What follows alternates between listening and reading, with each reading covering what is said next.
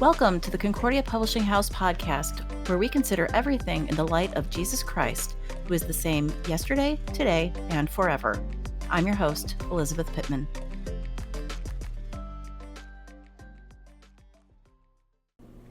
"2025 marks the 1700th anniversary of the Nicene Creed. In his new Bible study, Worshipped and Glorified, Pastor Timothy Winterstein explores the history of God's salvation as outlined in the Nicene Creed. I'm pleased to have Pastor Winterstein joining us today on the podcast. Pastor Winterstein, thanks for joining us today. Thanks for having me on. Before we jump into our conversation about the Nicene Creed and your new Bible study, tell our listeners a little bit about you, your background, and where you're currently serving in ministry. So I've been a pastor in the LCMS since 2007.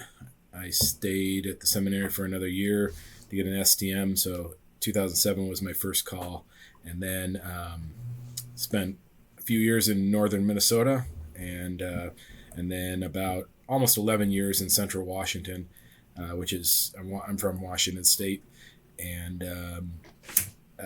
then I've just been a little over a year in Bloomington, Indiana, and at University Lutheran, which is on the campus of Indiana University, which I've really, really been enjoying. And I'm married. We have 4 kids, and we just celebrated our 24th wedding anniversary. And that's a little bit. Well, congratulations on your anniversary. Thanks. What's campus ministry like? Because that's different than what most of us associate with, since a lot of us are not exposed to that. What's it like these days? It's got, I would say, a different set of challenges. Every place has its own unique challenges and particular things that make it what it is. But I would say campus ministry has a particular, a unique set of challenges, which is in part the congregation's always changing. Every few years, at least 3 or 4 years, there's almost an entire turnover.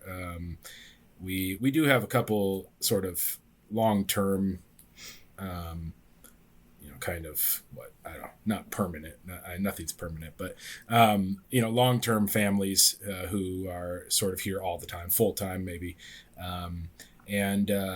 but mostly students, and it's just a challenge the challenges are to sort of get a hold of them, meet them, find out that they're actually here, and just be in touch and offer a place. My goal has sort of been to offer a place of refuge where, you got all sorts of pressures, and that just school-wise and academically, but then you just have cultural pressures all around. And so I think that's one of my main goals is to offer a place of refuge where students can find Jesus' invitation to come and rest, and that his burden is easy and his yoke is light, and he calls them to rest in the word and the sacraments. And people are trying to, college is a time where you're just trying to figure out what's my life going to look like.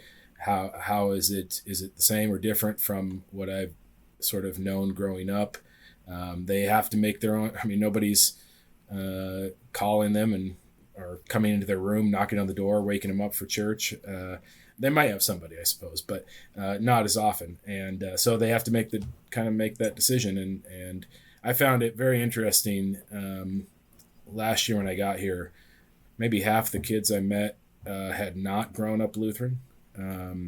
But they'd had maybe some connection, like they'd gone to a Lutheran school.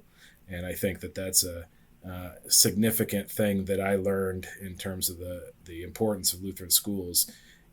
Even if the kids are not Lutheran, when they go to college, they may seek out a church that has that name on it because they are familiar with it. It's something that they've known in the past. And so, we had a baptism, 2 confirmations, and so, I don't know. It's exciting.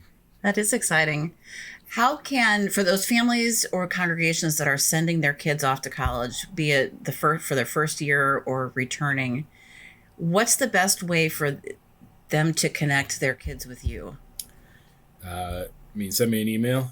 text, phone call, anything that you can just, if you can get, I think, the information to the campus pastor, and get that name and a phone number, a locate address or whatever to the campus pastor, then I'm confident wherever your child is going, that pastor will reach out to them. I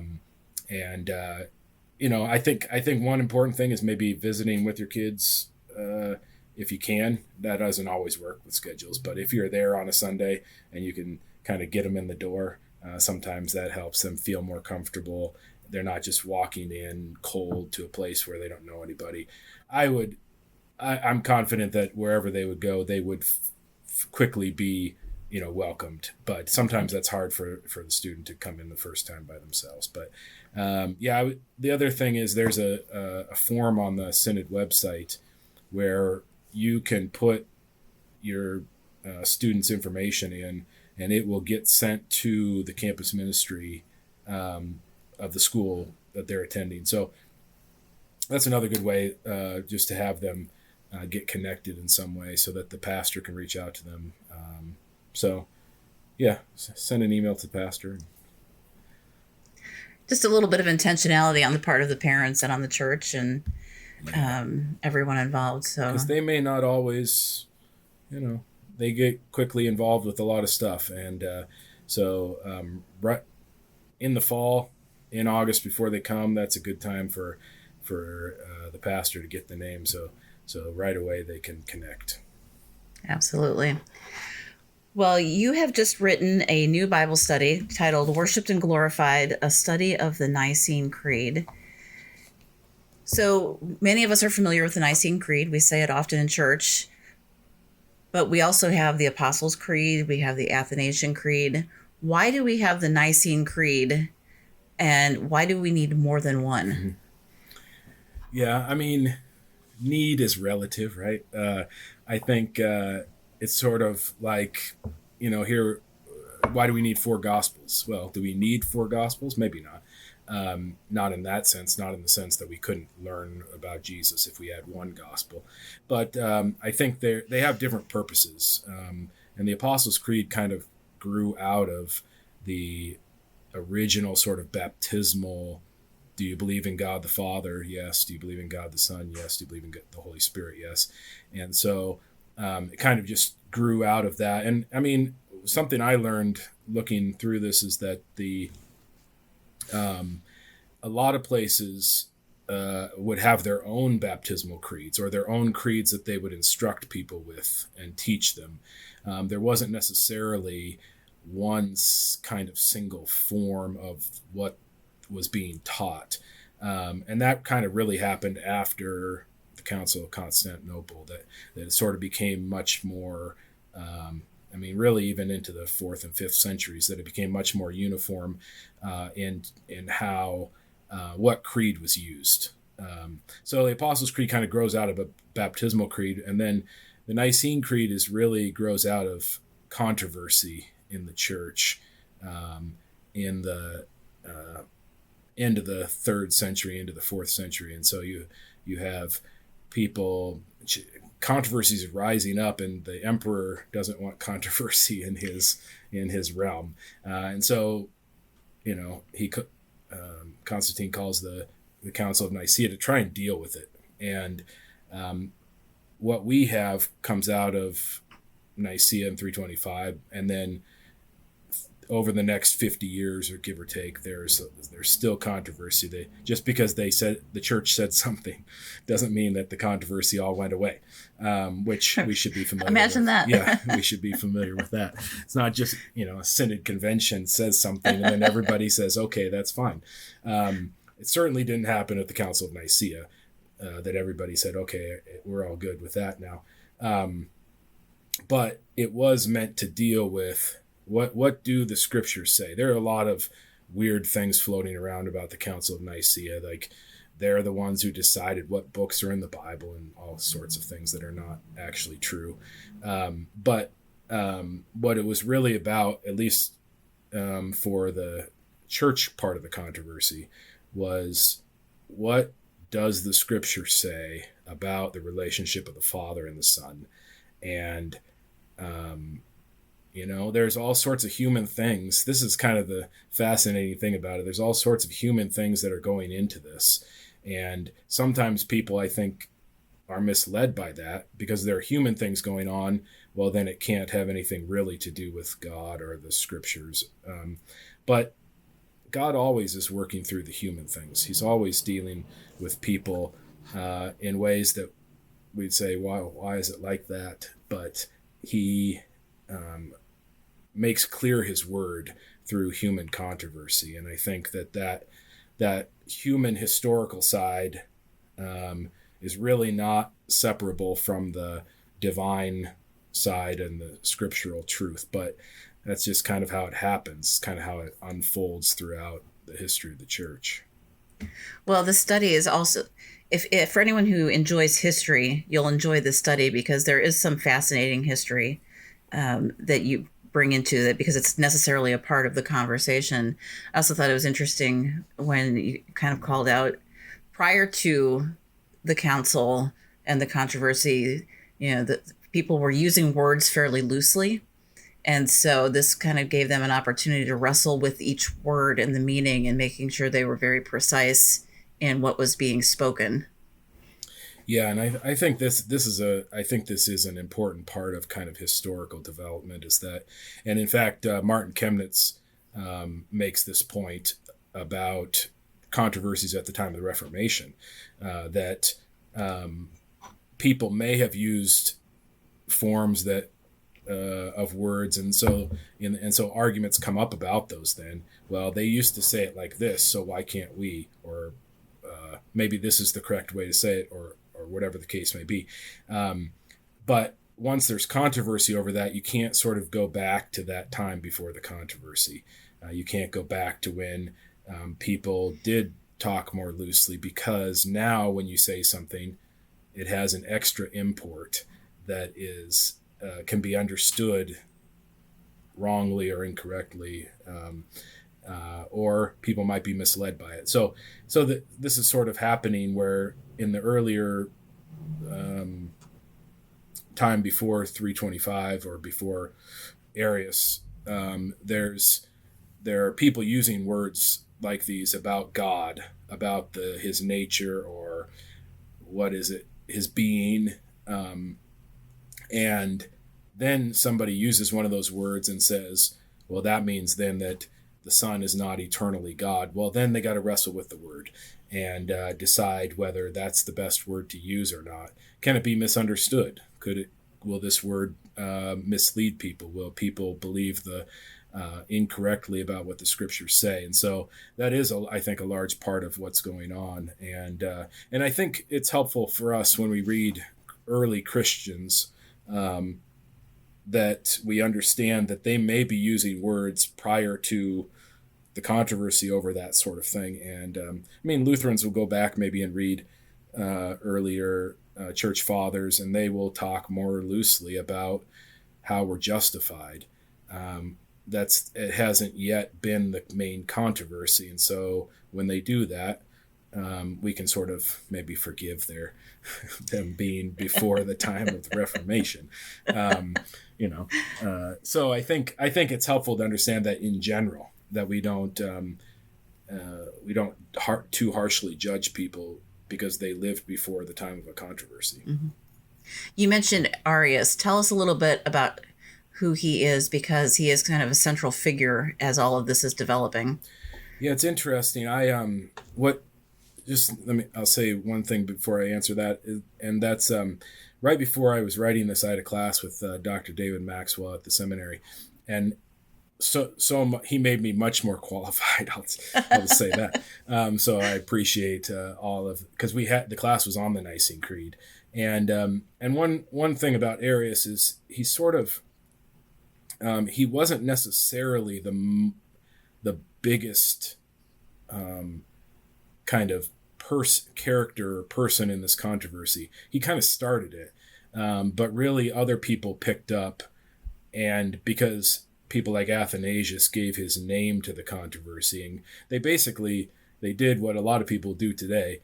they basically said everyone who has any kind of variation on the relationship of the Father and Son is an Arian. And so once you have a condemnation of somebody, all you have to do is say Arian, and everybody's like, oh, well, we can't listen to that. And so they use this. People like Athanasius they kind of commonly would call everybody Arians, even though there's a pretty wide there are pretty wide differences between some of these people. Arius kind of started it off, and he was a priest in Alexandria, and he heard his bishop preach a sermon, and where he basically said that the Son was eternal with the Father. And in Arius's mind, again, this is part of, they didn't, words were used more loosely, or there weren't controversies, so they didn't necessarily think about it. But in Arius's mind, that was different from what he knew, or that's what he had been taught. And so he starts kind of stirring up a little bit of controversy, saying that this Bishop Alexander was teaching falsely.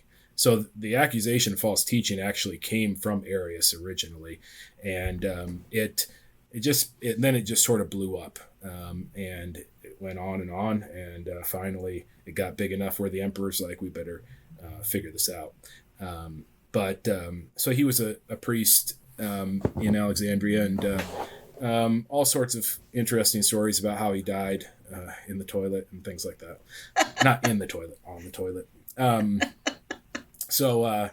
a lot of that, it just sort of becomes this bigger than him. We don't have a lot of writings from him. We don't have a lot of things that he actually wrote, except for things that are reported by other people. There are other people that took up various aspects of the controversy and then sort of were more prominent actually at the time. But his name got attached to the false teaching, and so we sort of remember him by it. What was it that sparked your interest in the history surrounding the Nicene Creed and led you to be interested enough to write a Bible study about it? Well, that class that I had really kind of opened my eyes to a lot of the things that, it's sort of like a good documentary where you sort of have heard about something in the past and you kind of have some sense of what it's about.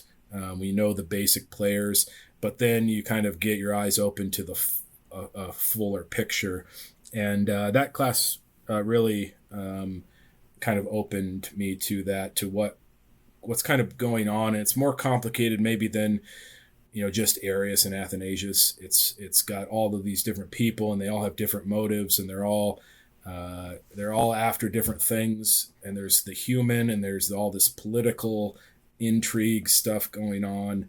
It's really, it's no different probably from today in those ways. I mean, you have people with spiritual motives and Christian motives, and you have people who have political or other motives. And also, I think this is one other thing that struck me as I was learning about it, was that nobody was trying to be a heretic. We sort of, Arius, heretic, automatically. We have these names, Nestorius, these people whose names are attached to heresies. And so if you just throw that around, you can sort of get somebody in trouble or whatever. But nobody at that time Arius wasn't trying to be a heretic. He, at least at the beginning. I mean, I don't know. At some point, I think people do get set in their way. This happens today too. You get kind of, you say something because you think what you're saying is right. Somebody says that's wrong. And then sort of defensively, you kind of dig in and you stick with what you've said. And then you kind of can't get out of it sometimes. And I think that's just my opinion. I don't know if I could prove it, but I think that's a lot of times what happens. And so I think, at least at the beginning, he was simply trying to hold on to what he thought he had learned about God. And he's very logical. He says there can only be one first. and God the Father has to be first because fathers and sons, fathers come before sons. So I mean, it's very logical, and it's very kind of understandable or rational, even though he's wrong. But all of these people are trying to, again, at least in their initial part, they're trying to hold on to what the Bible says. They're all quoting the Bible. It's not like Arius is quoting some other thing. In fact, he had his favorite Bible passages. He would quote them. Athanasius had certain ones. The Cappadocians had certain passages. They all had their kind of go-to passages, like we do. When we want to hold something in the church, we have a passage. We'll say, well, it says this here.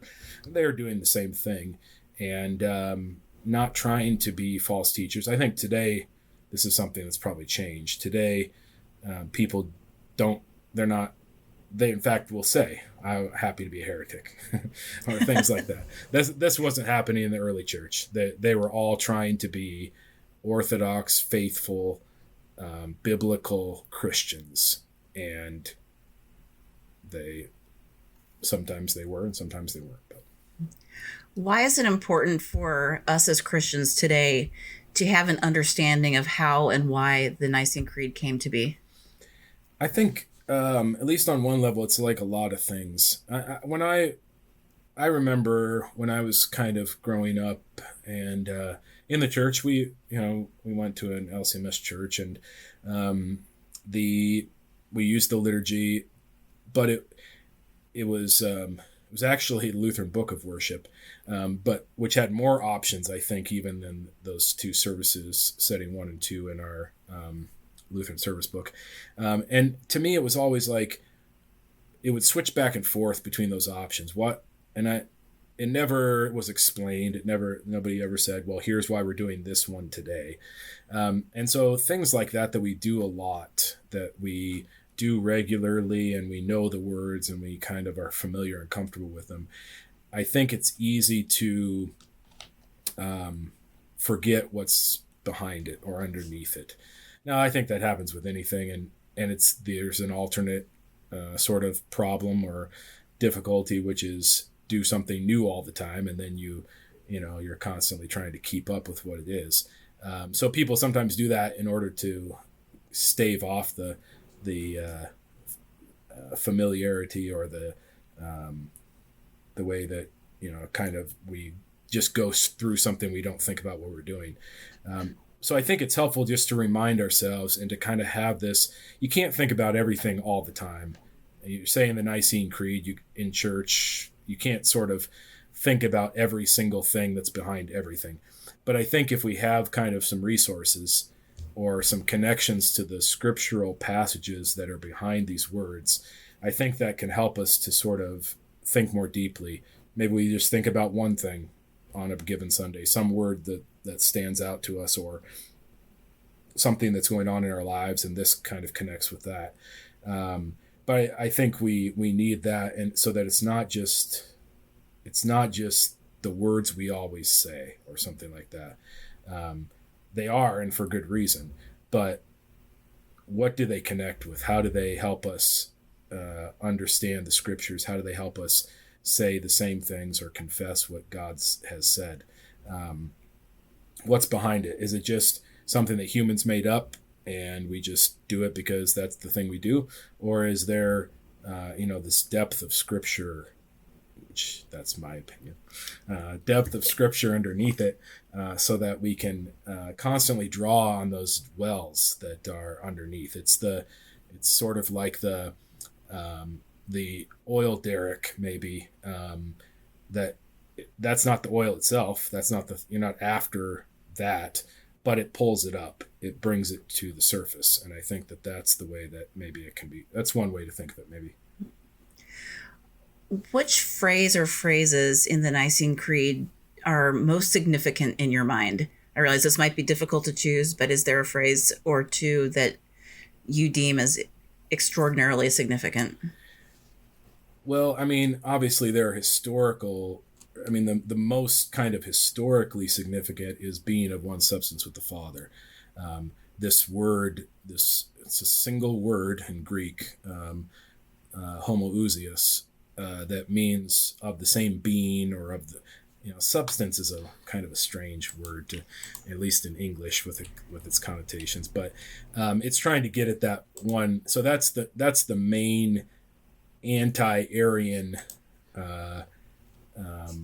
phrase. That's the one that they struggled with the most, trying to find a word that would encompass what what the scriptures say, without letting Arius off the hook or his followers, because they're always interpreting the words in their own understanding, which is what we do anyway. So they're trying to find a word that they can't weasel out of, and that ended up being the word. So historically, that's probably the most significant phrase. But one thing I think about continually is the "for us." So for us, man, for our salvation came down from heaven, crucified for us under Pontius Pilate. I think that's where the essence of the gospel lies. And when we say a creed, we're not just saying this in general. I believe in God, that there is a God. James says the demons believe that. Fine, that's not sufficient. But to believe that God is for us. And so that when we confess a creed and when we say I believe, what we're really saying is that this is for me. And so I think that those words bring it out. And I'm not sure how, at least it was only, I don't know, a few years ago, this sort of struck me. Like in the Catechism, for us requires all hearts to believe, or how Luther takes the creed, the Apostles' Creed in the Small Catechism, and says that this God is my God, and that he's made me and all creatures. He's given me, that he turns that. And the reason for that is because that's what we're saying when we say, I believe. We're not just saying that I believe these things have happened or that they're abstractly true. We're saying, I believe it's for me. Jesus is my Lord. He's called, and the Holy Spirit's called me by the gospel. And so I think for us there, is really significant in terms of how we confess the creed. This is for me, and I'm saying I believe it in that sense, and not just that these things have happened. A clause from the Nicene Creed that has been in some news circles lately has been the Filioque clause. Tell us a little bit about what's going on with this clause, particularly since the ELCA recently voted in convention to remove the clause from the creed in their churches. Yeah, so this is a long-standing historical sort of problem in a certain sense between the Eastern Church and the Western Church. And there are all sorts of other things going on then as well in the 11th century, and that led to sort of the divisions between East and West. Like in the 4th century, you have political, you have cultural, you have all these sorts of things. And so, but part of it is a sort of a different understanding of the relationship of the Spirit to the Father and the Son. And so the Eastern Church, filioque means and the Son. This who proceeds from the Father and the Son. And the Eastern Church simply says who proceeds from the Father. They have the Father and the Son and the Spirit. And the Western Church has the Spirit proceeding from the Father and the Son. And I think there are scriptural reasons I think a scriptural case could be made either way. We've sort of inherited it as part of the Western Church. And so we haven't really, and it's almost like the controversy is before us. We can't kind of go back and change that. And so we have sort of accepted that. And again, there are scriptures that back that up. Jesus says, the Father will send the Son in my name, etc. I'm not sure that you could definitively say this is the way it must be. But between the East and the West, that's kind of a sticking point. So I find it's a little strange to me. I'm not sure what the goal is. I didn't read I didn't read the proceedings of the church-wide assembly to see what they were really after. But I think that they're not going to sort of be rejoined with the Eastern Church based on the removal of that clause. There are other things separating the ELCA from the Eastern Church. It's fairly prominent things. So I guess I'm not 100% sure. I didn't read all of I did see the sort of the headline. Unless you know some more details. No, I've just heard some snippets of it, and I was just curious, since we're on the topic of the creed, to get your reaction on that. Yeah, it's difficult because, again, this is sort of before any, it's a long time before Martin Luther, long time before Martin Chemnitz. And so we sort of inherited this tradition, just like we inherited a Western form of the liturgy and not the Eastern form. There are some things that simply by virtue of being in the West, in Europe, that we inherited, that if there had been the Lutheran Reformation in another part of the world, maybe there would be a different outcome.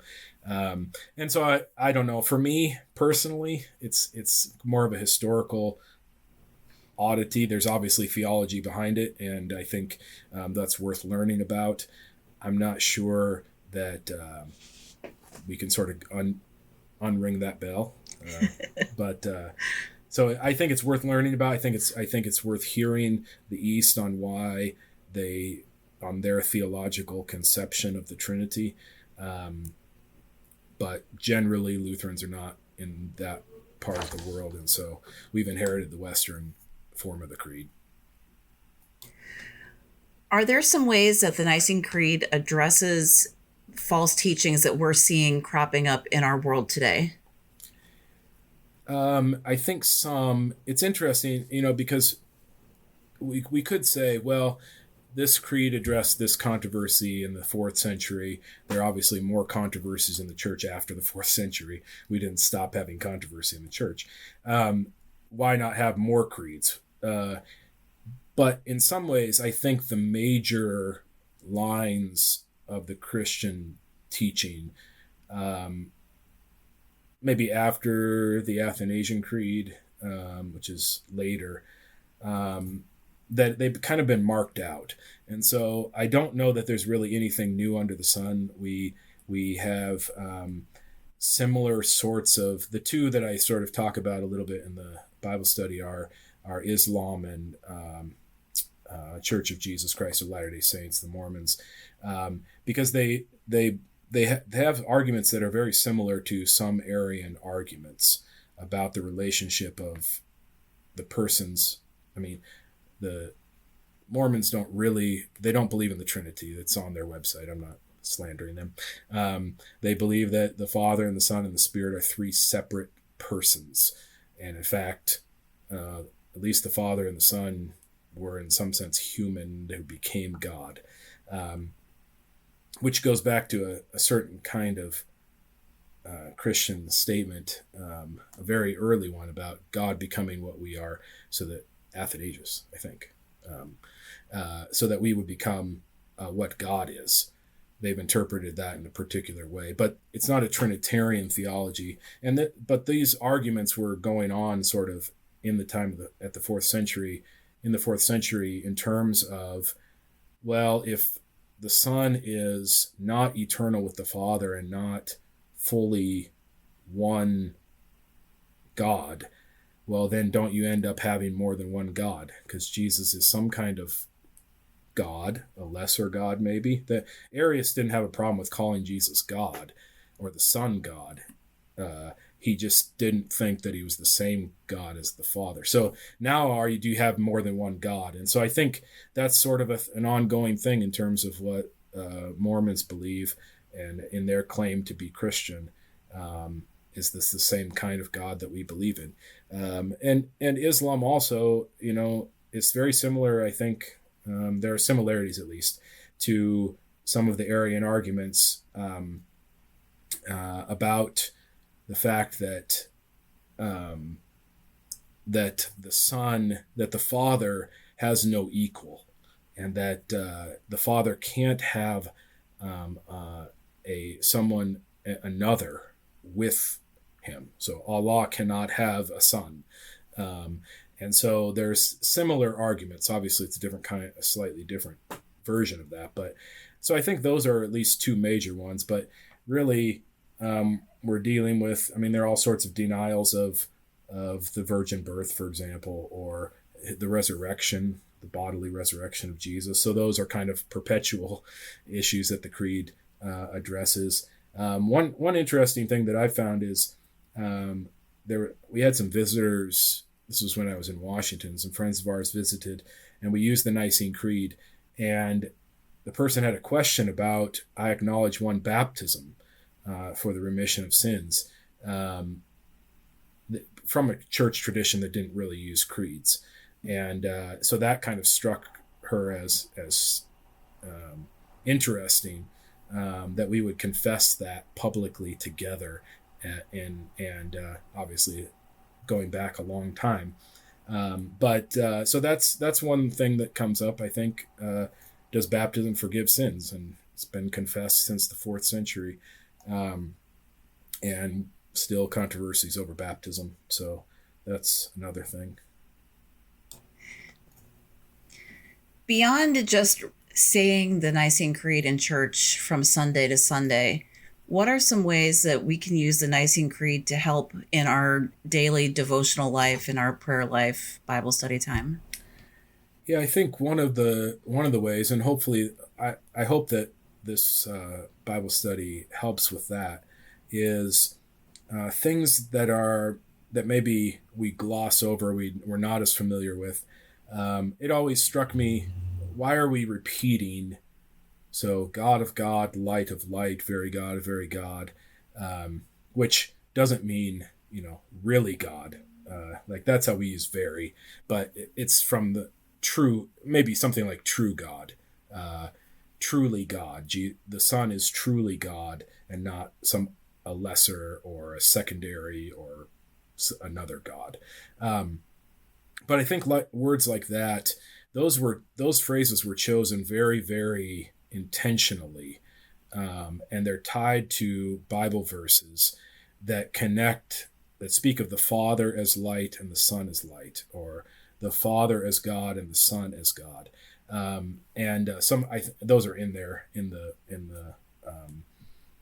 Bible study, but those were chosen. They could have chosen other phrases, but those were chosen intentionally because they connect particularly with scriptural passages that tie the Father. So, because this is one of the things that they believed, and everybody kind of believed it, the words you use of someone or something tell you kind of what it is. So, and it could be anything, but when it comes to God, well, if you say that the Father is light and you say the Son is light, that means they are the same God. And so that's why they chose those passages. And so I think that could be one way to help, is to kind of explore the scriptures in terms of the wording of the creed. These weren't arbitrary words just thrown together so we could say, sort of generally what Christians believe. These were hard fought controversies over particular words.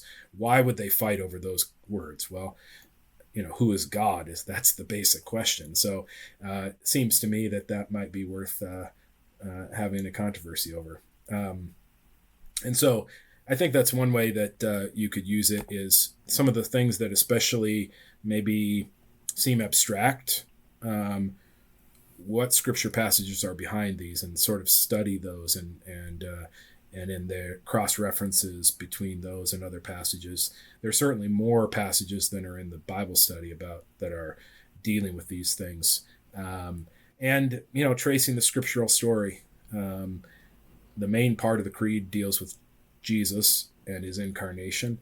But what does it mean to say, why would we talk about visible and invisible? Things that seem abstract, that I think the scriptures we can make concrete. And I think that's important for us to tie them to concrete things and actions of God, rather than simply light in that might kind of have a connotation of something abstract, but it doesn't for the scriptures and for the creed. So that might be one way. So I would encourage our listeners to take a look at Worshipped and Glorified, the study of the Nicene Creed, because you really do a nice job of diving into the richness and the depth that is behind the words that we say every Sunday or every other Sunday, depending on how your church lays it out. There's a lot of history there, a lot of context that is worth the thought. So thank you for the energy that you put into writing this new study. Yeah, my pleasure. Thank you. So for our listeners and viewers, we will link to Worshipped and Glorified in the show notes. And we'll link to ULU in Bloomington. So folks, if they want to connect with you, if they're passing through town, can stop by and visit campus ministry there. So for our listeners, thanks for joining us today, and we'll see you next time. Thanks, Pastor Winterstein. Thank you.